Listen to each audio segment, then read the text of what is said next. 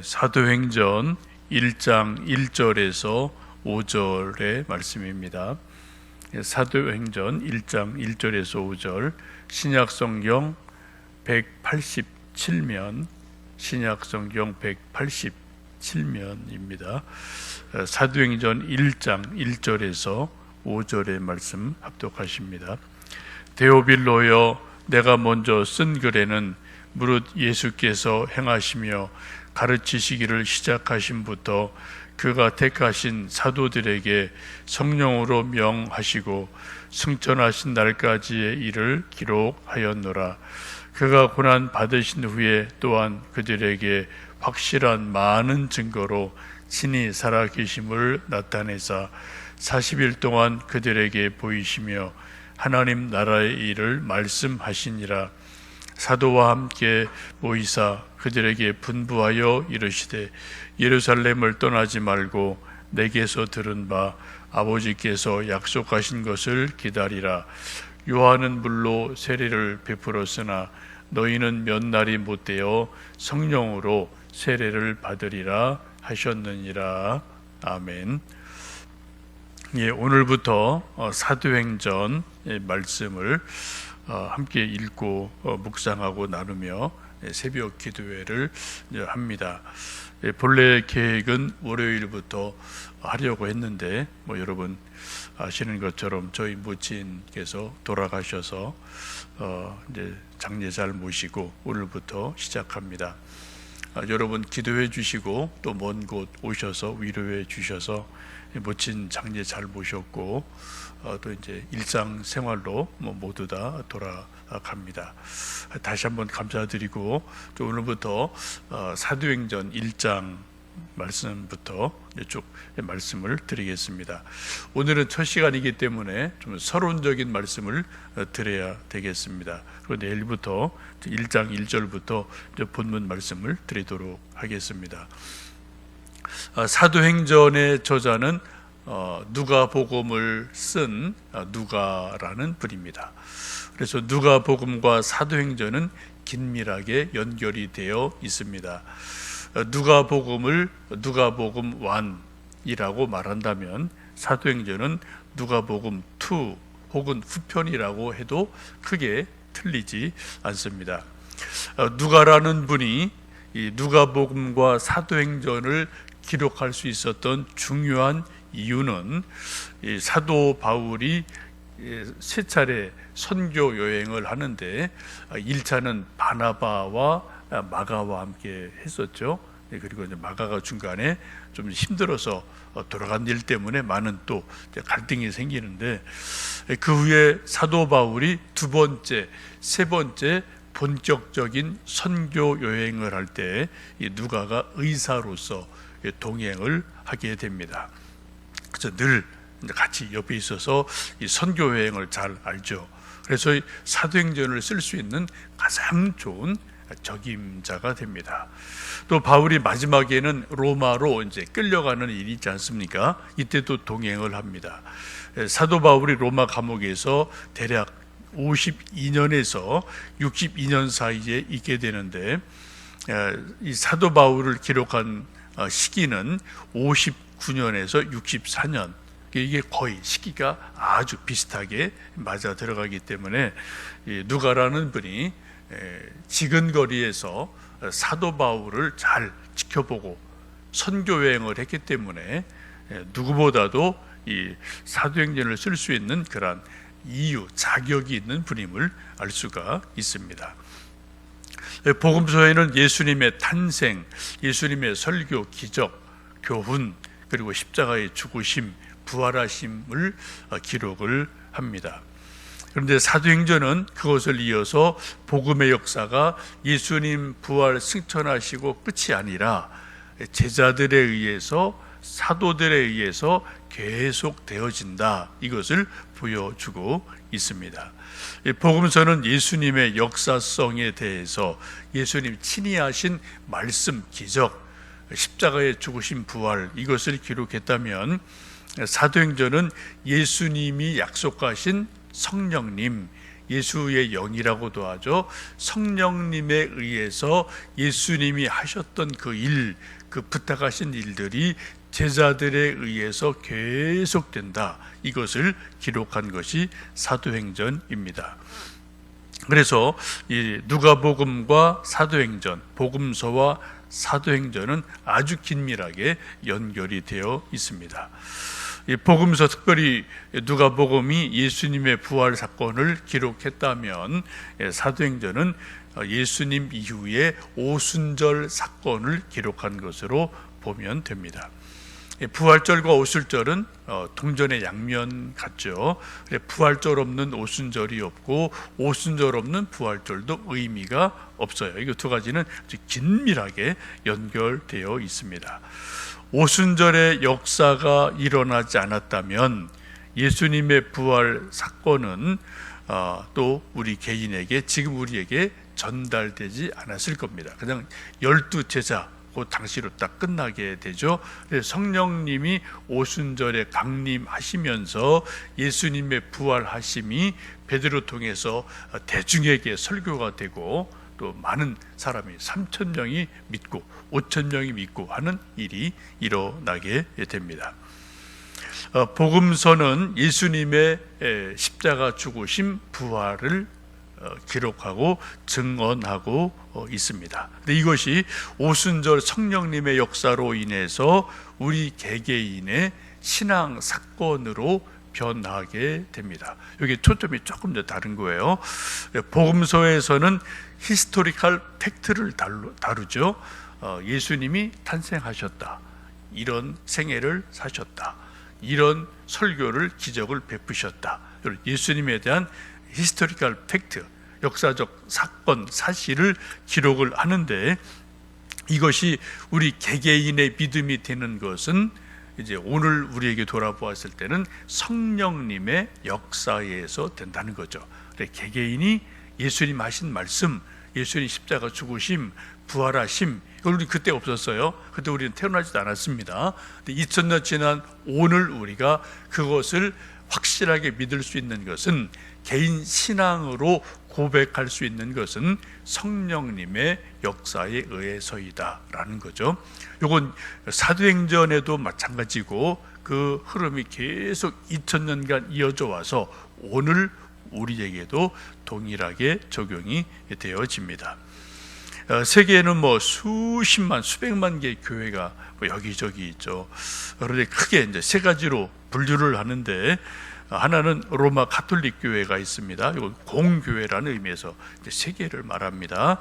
이 로마 가톨릭 교회는 예수님에 대해서, 특별히 성경에 대해서 조금 강조하는 포인트가 예수님의 십자가의 죽으심을 조금 강조해요. 십자가를 강조합니다.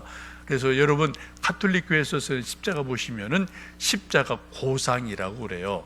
예수님이, 우리 이렇게 그냥 이렇게 십자가만 우리가 걸어놓고 또 교회 다는데, 가톨릭 교회는 예수님께 십자가 달려서 이렇게 돌아가신 모습, 이런 모습을, 십자가를 그분들은 많이 애용하고 사랑을 하죠. 십자가 고상 형태를 선호를 합니다.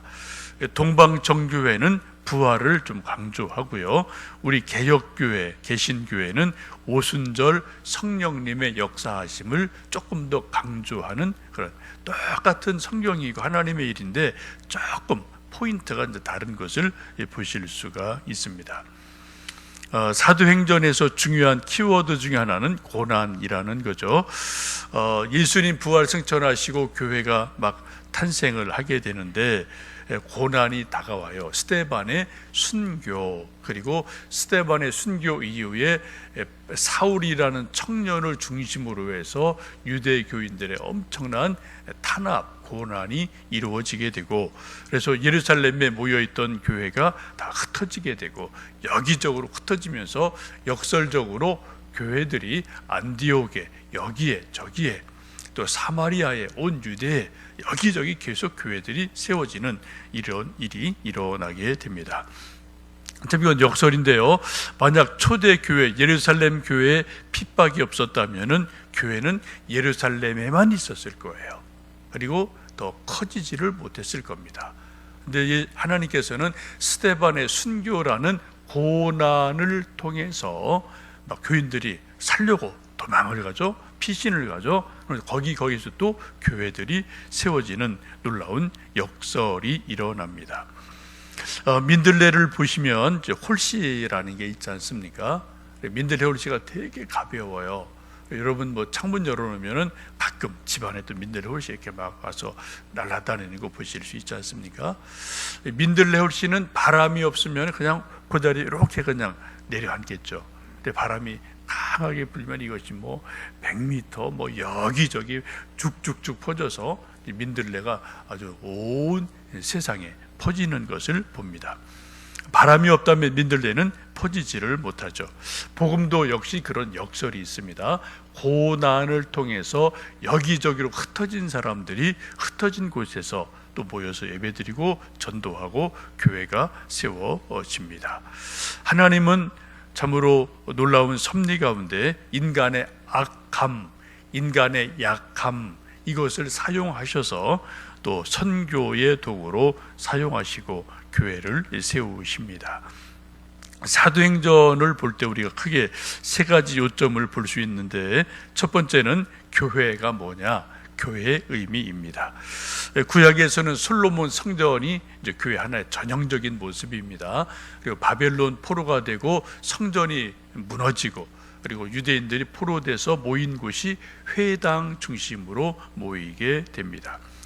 솔로몬 성전이나 회당은 유대인의 선민 사상이 아주 많이 강조된 말 그대로 구약 시대입니다. 그래서 거기에 모인 사람들만, 거기 또 들어갈 수 있는 자격 있는 사람들은 소위 유대인, 아브라함의 후손, 다윗의 후손, 혈통적으로 유대인, 이런 아주 제한적인 것이 있었습니다.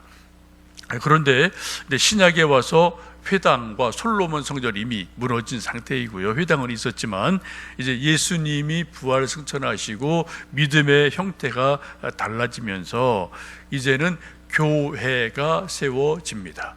그래서 정말 하나님의 선민이 누구냐?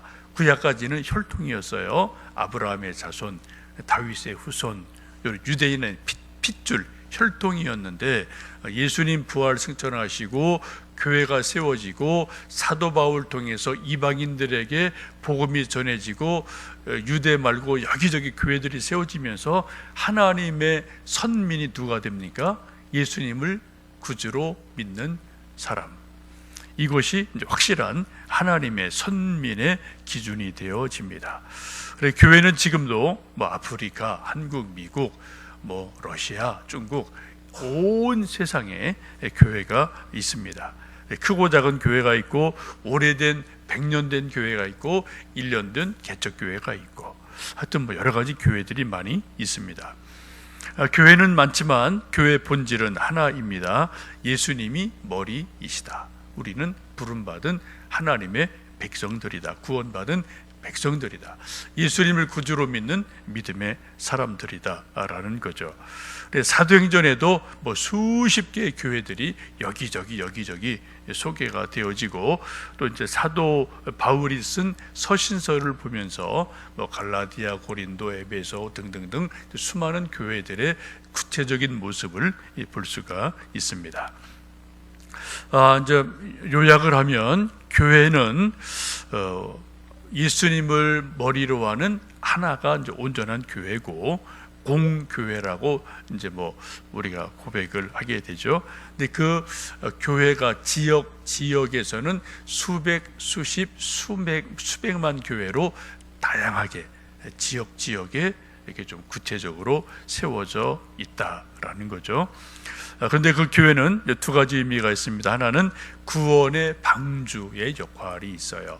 그래서 그 지역에 살고 있는 많은 사람들이 아프리카 사람이든 흑인이든 백인이든 뭐 아시아인이든 누구든 간에 하여튼 예수님 믿는 사람들이 교회를 통해서 구원받는다. 구원의 방주다. 이게 확실하고요. 또 하나는 교회는 동시에 선교, 전도의 전진 기지이다. 베이스 캠프이다. 그래서 교회가 있는 곳에는 또 전도가 계속 되어져서 또 복음을 전하게 됩니다. 두 번째는 성령님인데, 성령님은 오순절 때 이제 강림을 하시게 되고 사도행전의 중요한 주 주체가 되는 분이 바로 성령님입니다.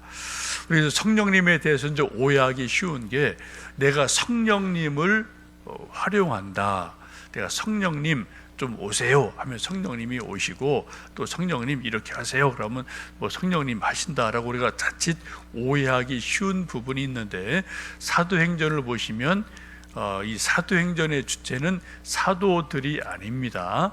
사도 바울이 아닙니다. 누구예요? 성령님이에요. 성령님이 임하셔서 베드로를 쓰시는 거예요. 성령님이 임하셔서 사도 바울을 쓰시는 겁니다.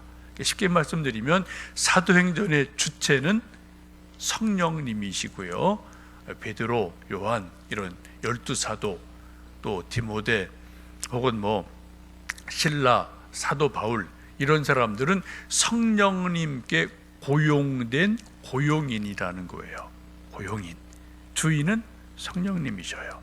그래서 성령님이 능력을 주시고 은사를 주시고 병 고치게 하시고 설교하게 하시고, 때로는 전도문을 막으시면은 사도 바울 막 아시아에서 전도 막 하려다 못하잖아요. 그래서 어떻게 해요? 유럽으로 건너갑니다. 마케도니아인이 이제 밤에 나타나서 환상 중에 우리 좀 도와주시오라고 손짓하니까 바울은 막 여기에서 하고 싶었어요, 아시아에서. 근데 그게 안 되니까 유럽으로 건너가게 되는 일들이 일어나게 됩니다. 그래서 중요한 것은 사도행전의 주체는 성령님이시다. 많은 이 사도행전에 등장하는 사람들은 성령님이 필요하셔서 쓸만하시니까 그때그때 쓰신 고용된 사람들이다, 하나님의 일꾼이다 라는 것을 볼 수가 있습니다. 그래서 우리도 기도할 때 성령님 저를 좀 써주세요, 이 기도가 참 중요한 거예요. 우리가 기도, 하나님 이 문제 해결해 주세요, 우리 아들 딸 문제 해결해 주세요, 내 건강 해결해 주세요, 이런 거 기도 당연히 해야 됩니다. 중요한 거예요. 그러나 더 중요한 기도가 있다면 뭐예요? 성령님 나를 성령님의 거룩한 도구로 써주세요. 이게 아주 중요한 거죠. 그래서 성령 충만함을 기도해야 되고, 또 성령님 은사를 좀 내게 좀 주세요. 저도 좀 병도 고치고 복음 전하고 이런 능력도 저런 능력도 행하게 해주세요 라고 우리가 성령 충만함과 성령의 은사를 구하는 것은 아주 중요합니다. 세 번째는 전도와 선교죠. 예수님 마지막 부탁하신 땅끝까지 이르러 복음 전해라, 제자 삼아라, 또 훈련해라, 이런 것들을 이제 실제로 사도들을 통해서 이루어가는 과정이 사도행전이기도 합니다. 그래서 그런 것들이 이제 구체적으로 어떻게 진행되고 실천되고 또 열매를 맺었나, 이런 것들이 사도행전에 자세하게 다양하게 기록이 되어져 있습니다. 오늘 서론적인 말씀은 여기까지 드리고요, 내일부터는 1장 1절에서 이제 한 말씀 보시면서 함께 또 하나님이 어떻게 사도행전을 이끌어 가셨는지 보면서 우리도 이 시대 사도행전을 쓸 수 있는 그러한 우리가 될 수 있기를 주님의 이름으로 축복합니다. 함께 기도하겠습니다.